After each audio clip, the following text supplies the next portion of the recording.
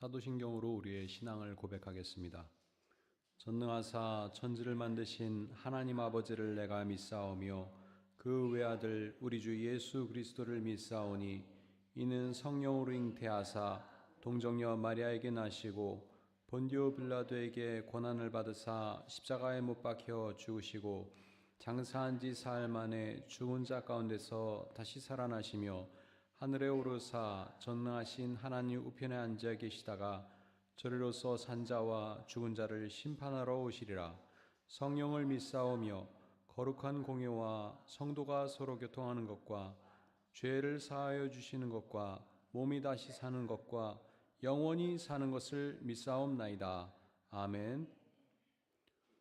함께 부를 찬송은 511장입니다.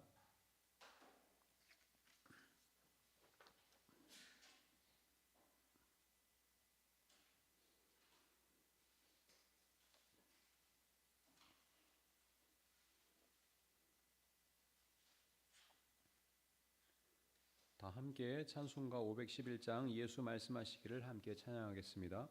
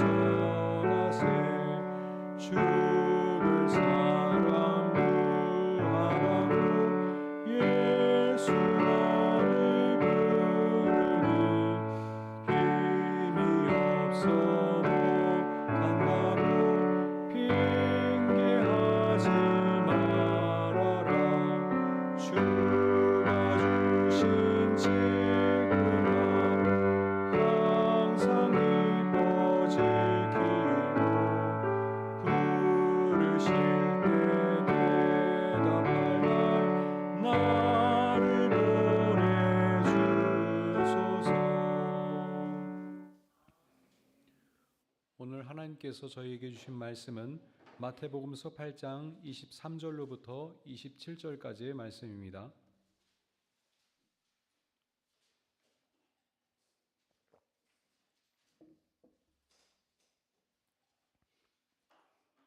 마태복음서 8장 23절로부터 27절까지의 말씀을 함께 읽겠습니다.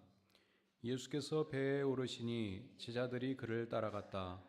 그런데 바다 위에 큰 풍랑이 일어나서 배가 물결에 막 뒤덮일 위험에 빠지게 되었다. 그런데 예수께서는 주무시고 계셨다. 제자들이 다가가서 예수를 깨우고서 말하였다. 주님, 살려주십시오. 우리가 죽게 되었습니다. 예수께서 그들에게 왜들 무서워하느냐, 믿음이 적은 사람들아 하고 말씀하시고 나서 일어나 바람과 바다를 꾸짖으시니 바다가 아주 잔잔해졌다. 사람들은 놀라서 말하였다. 이분이 누구시기에 바람과 바다까지도 그에게 복종하는가? 아멘. 예수께서는 로마 제국의 식민지인 이스라엘에서도 가장 소외된 사람들이 살고 있던 갈릴리 지방에서 하나님 나라 복음을 선포하기 시작하셨습니다. 마태복음서 5장부터 7장까지는 예수님의 가르침이 산상설교의 형식으로 소개되고 있습니다. 마태복음서에 따르면 예수님은 산상설교를 마치고 산에서 내려오셔서 나병 환자, 중풍병자, 열병 환자, 귀신에 들린 사람들을 치료해 주셨습니다. 당시의 환자들은 각종 질병으로 고통을 겪으면서도 제대로 치료를 받을 수 없었습니다. 치료할 의약품도 변변치 않았고 설령 치료제가 판매되고 있다고 할지라도 너무 비싸서 가난한 사람들은 쉽게 치료를 받기 어려웠기 때문입니다. 그들은 죽음을 맞이할 때까지 고통 속에서 살아갈 수밖에 없었습니다. 예수님께서 그들을 치료해 주셨다는 것은 하나님 나라의 복음이 구체적인 현실 속에서 현실화되기 시작하였다는 것을 의미합니다. 이처럼 하나님 나라 복음 선포는 주님의 말씀을 통해서만이 아니라 고통을 받고 있는 사람들을 구원하시는 주님의 행동을 통해서 실제로 이루어지고 있는 것입니다. 이사야서 9장 2절에서 예언자는 이렇게 예언하였습니다. 어둠 속에서 헤매던 백성이 큰 빛을 보았고 죽음의 그림자가 드리우는 땅에 사는 사람들에게 빛이 비쳤다. 예수님을 만난 무리들은 이 예언이 실현되고 있는 것을 두 눈으로 확인하고 있습니다. 이 놀라운 사건을 목격하면서 율법학자도 주님의 제자가 되기를 원했습니다. 앞서 4장에서 주님께서는 갈릴리 호숫가로 가셔서 베드로를 비롯한 어부들을 제자로 부르셨지요. 당시의 어부들은 사회에 적응하지 못하던 가장 가난한 사람들이었습니다. 뜻밖에도 주님께서는 그들을 새롭게 동트는 하나님의 나라를 위한 일꾼으로 부르신 것입니다. 그런데 그들은 지금 갈릴리 바다 위에서 생명을 빼앗길 큰 위기를 맞이하게 된 것입니다. 갈릴리 바다의 면적은 굉장히 큽니다.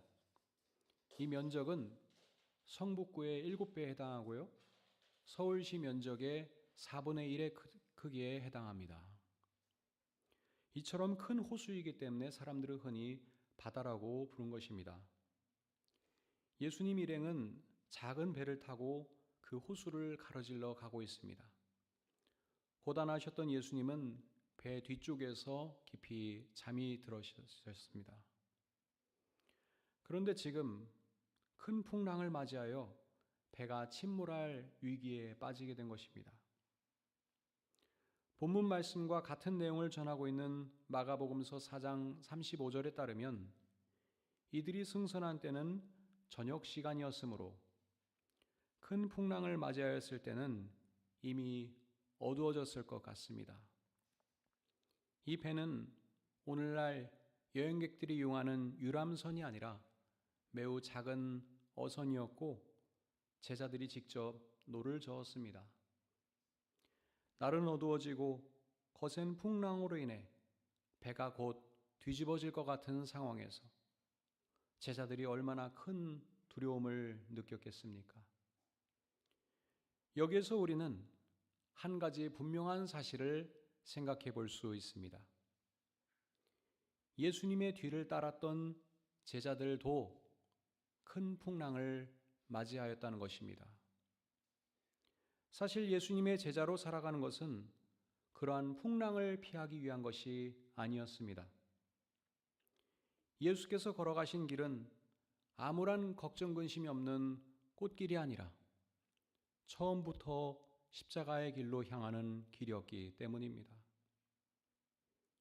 따라서 그분의 뒤를 따라 살아가는 것은 오히려 거센 풍랑을 헤치고 앞으로 나아간다는 것을 의미할 수밖에 없습니다. 그렇다면 그 피할 수 없는 풍파 속에서 우리에게 요구되는 것은 무엇입니까?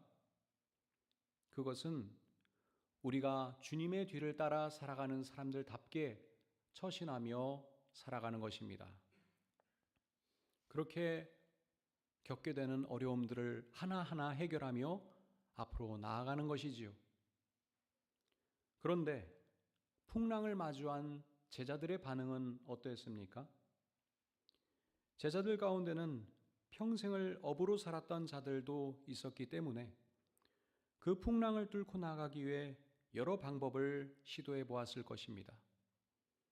그러나 그들은 도저히 그 상황을 해결할 수 없었습니다.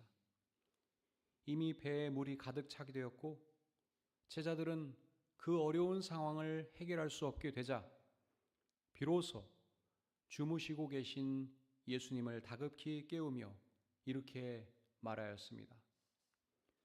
주님, 살려주십시오. 우리가 죽게 되었습니다. 그러자 예수께서는 제자들을 향해 이렇게 말씀하셨습니다. 왜들 무서워하느냐? 믿음이 적은 사람들아. 같은 내용을 전하고 있는 마가복음서 4장 30절에서는 예수께서 제자들에게 이렇게 말씀하셨다고 증언합니다. 왜들 무서워하느냐? 아직도 믿음이 없느냐? 예수님의 말씀은 공포에 사로잡혀 있는 제자들의 마음을 전혀 헤아리지 못하고 있는 것 같습니다. 그러나 우리는 주님의 뜻을 이해하려 노력해야 하겠습니다. 주님께서는 이미 그들에게 하나님 나라 복음을 가르쳤을 뿐만 아니라 병든 사람들을 치료해 주면서 몸소 그 나라의 현실을 보여주셨습니다. 제자들은 가장 가까운 거리에서 그 모든 일들을 목격한 증인들이었습니다. 그러므로 일반인들보다는 더 주님을 이해하고 따라 나선 선택받은 사람들이었습니다. 그러나 그들은 마치 그 주님과 동행하지 않는 사람들처럼 처신하였던 것입니다. 물론 그들에게 닥친 상황은 매우 심각했습니다. 그런데 직면한 어려움 때문에 그들은 자신들을 구원의 길로 인도하는 메시아와 동행하고 있다는 사실을 까맣게 잊었던 것입니다. 주님을 신뢰할 수 없었던 것이지요. 그들은 아직도 예수님이 그들의 메시아라는 확신과 신뢰를 지니지 못하고 있는 것이었지요. 그러니 주님께서 얼마나 상심하셨겠습니까? 그런데 주님께서 믿음이 적은 사람들아 라고 말씀하신 것은 질책이라기보다는 오히려 어떤 상황에서도 흔들리지 않는 굳센 믿음을 지니라는 요구로 이해되어야 하겠습니다. 믿음은 단순히 종교적인 신념이 아니라 구체적으로 삶 속에서 겪게 되는 난관을 헤쳐갈 때에 용기 있는 행동으로 실천되어야 하는 것입니다. 아무리 어려운 상황에 처하게 되더라도 하나님께서 함께 하신다는 믿음으로, 하나님께서 구해 주실 것이란 믿음으로 의연하게 맞서야 하는 것입니다. 그래도 예수님의 꾸짖음은 제자들을 향하지 않고 바람과 바다를 향했습니다.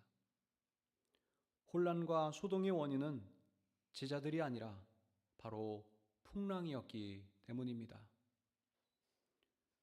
고요하고 잠잠해져라. 이 주님의 말씀에 따라서 바람은 그치고 바다는 고요해졌습니다. 그렇게 주님은 제자들의 목숨을 구해주셨습니다. 예수님은 구원자로서 주님의 모습을 드러내신 것입니다. 과거 모세가 히브리 노예들을 이끌고 이집트를 탈출할 때 홍해 바다 앞에서 멈춰서야 했습니다. 뒤에는 바로의 군대가 바짝 추격해오고 앞에는 홍해 바다의 파도가 넘실거렸습니다. 노예들은 절망하여 울부짖었습니다. 그때 하나님께서 모세에게 지팡이로 바다를 내리치라고 명령하셨습니다. 그렇게 하니 바다가 갈라져서 구원을 받게 되었습니다.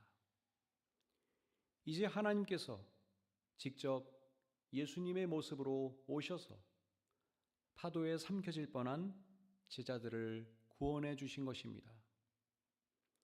이 두 이야기는 모두 하나님께서 열어가시는 새로운 역사가 얼마나 어려운 과정을 거쳐서 시작되고 있는지를 보여주고 있습니다. 그리고 동시에 하나님께서는 그들의 영혼만이 아니라 그들의 몸을 구해주시는 구원자라는 사실을 보여주고 있습니다. 그렇습니다. 예수님께서는 우리에게 바른 삶의 길을 가르쳐 주실 뿐만 아니라 우리가 이 땅 위에서 사람답게 살아가도록 여건을 조성하기 위해 일하여 주시는 구원자이십니다. 그래서 주님께서는 안전하고 정의롭고 평화로운 세상을 만들기 위해 일하시며 그 일에 우리가 합류하도록 초대하고 계십니다. 이제 제자들은 그들이 진정한 의미에서 구원받은 이 사건을 통해서 비로소 예수님을 메시아로 인정하고 따르게 되었습니다. 사랑하는 여러분, 오늘 말씀을 통해서 우리는 무엇을 깨달아야 하겠습니까? 우리가 주님의 뒤를 따라 살아갈 때 우리도 제자들처럼 거센 풍랑을 맞이하게 됩니다. 앞서 말씀드린 것처럼 그것은 당연한 일이며 마땅히 그렇습니다. 주님의 뒤를 따라 살아가는 것은 세상의 질서에 순응하며 살아가는 것이 아니라 이 시대의 풍조를 거스르며 살아가는 것이기 때문입니다. 우리는 복음 선포 과정에서 겪게 되는 어떤 어려움 속에서도 주님께서 우리와 함께하고 계시다는 것을 기억하면서 믿음으로 무장하고 난관을 헤쳐나가려 노력해야 하겠습니다. 우리는 하나님께서 이 세상을 창조하셨을 뿐만 아니라 다스리시며 통치하신다고 고백합니다. 그러한 고백 가운데는 하나님께서 우리를 모든 어려움으로부터 건져주시고 하나님의 뜻과 계획 가운데 우리를 가장 좋은 길로 안내해 주실 것이라는 확신과 믿음이 포함되어 있습니다. 그래도 우리는 너무도 연약한 존재들이기 때문에 우리도 제자들처럼 절망할 수 있습니다. 그때 우리는 적어도 제자들처럼 주님께 돌아가 도움을 요청할 수 있어야 하겠습니다. 그리고 다시 풍랑을 잠재우시는 주님께 의지하면서 우리의 목표를 향하여 노를 저어 나가야 하겠습니다. 성령께서 우리가 주님의 뒤를 따르는 사람들답게 담대한 모습으로 살아가도록 우리의 믿음을 더욱 굳세게 하여 주시기를 바랍니다.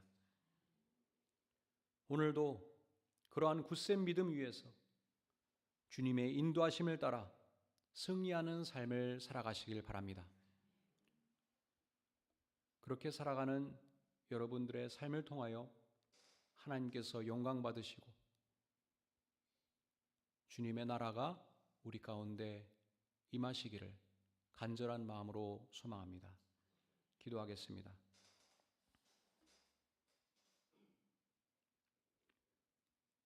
하나님, 저희가 주님의 뒤를 따라 살아가도록 불러주시니 감사합니다. 저희가 아무리 큰 풍랑을 마주할지라도 주님께서 저희와 동행하고 계시다는 것을 잊지 않게 하옵소서. 또한 주님께 대한 믿음으로 무장하고 용기 있게 살아가게 하옵소서. 오늘도 사랑하는 교우들의 건강과 안전을 지켜주실 것을 믿으며 예수 그리스도의 이름으로 기도합나이다. 아멘. 하늘에 계신 우리 아버지여, 이름이 거룩히 여김을 받으시오며 나라의 임하옵시며 뜻이 하늘에서 이룬 것 같이 땅에서도 이루어지이다. 오늘날 우리에게 일용할 양식을 주옵시고 우리가 우리에게 죄 지은 자를 사하여 준 것 같이 우리 죄를 사하여 주옵시고 우리를 시험에 들게 하지 마옵소서. 다만 악에서 구하옵소서. 대개 나라와 권세와 영광이 아버지께 영원히 있사옵나이다. 아멘.